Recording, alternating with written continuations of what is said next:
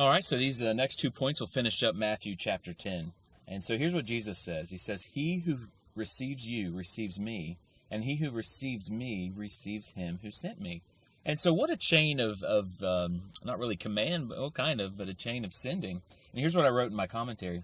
Jesus relates to us in the same way that the Father relates to him. Now, I completely understand the Father sending Jesus. Jesus is perfect. Jesus perfectly represented the Father. But man, I mean, it's saying that he who receives the Christians, the disciples, receives Jesus. And if you receive Jesus, you receive the Father. So man, what love and what trust and what delegation that God gives us, that Jesus gives us, that he is communicating and extending himself through his disciples, and we're imperfect.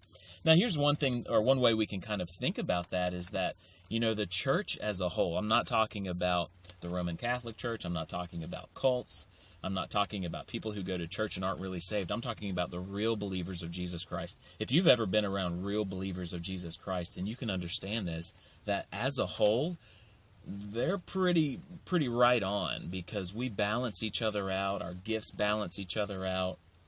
Our knowledge, our love for each other balances each other, the others. And of course, if you're in an environment where the church is being persecuted, you're going to get as we've talked before, it's going to be a more pure picture of Jesus. But isn't it interesting that God has just delegated himself through us? So anyway, just know that, and know that the church as a whole is more perfect than each individual, because we weren't made to be individuals, we were made to be a body of believers.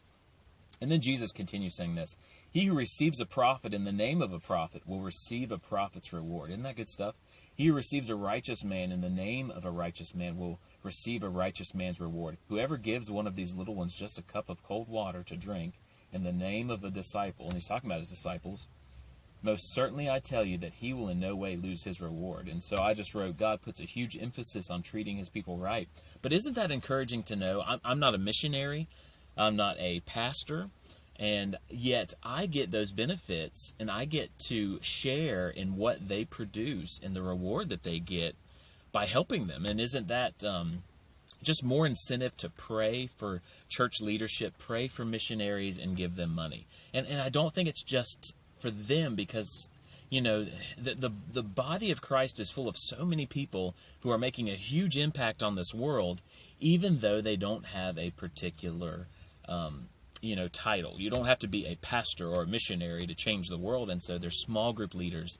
Oh man, how important is the welcoming team to a church? It's huge. There's so many people that have been hurt by the church, and they'd go to a great church like the one I attend, and they are immediately welcomed by a great and loving group of people that makes them feel welcome, and then they get back into church, and they get back into a relationship with God because of that. And so, man, I value our welcome team, and man, this verse makes me want to maybe go buy some gift bags and give it to the welcome team, because they're so important. And the daycare workers, man, I've got a baby on the way, and my daughter just turned 20 months yesterday, and so I'm so thankful for the daycare workers at our church. And so anyway, everyone is valuable who is serving the Lord, and just understand that as you, it just says right here, if you receive them, and if you give them a cup of water, if you just are for, and you try to be there for the ministers of God, which includes the welcoming team because they're amazing, which includes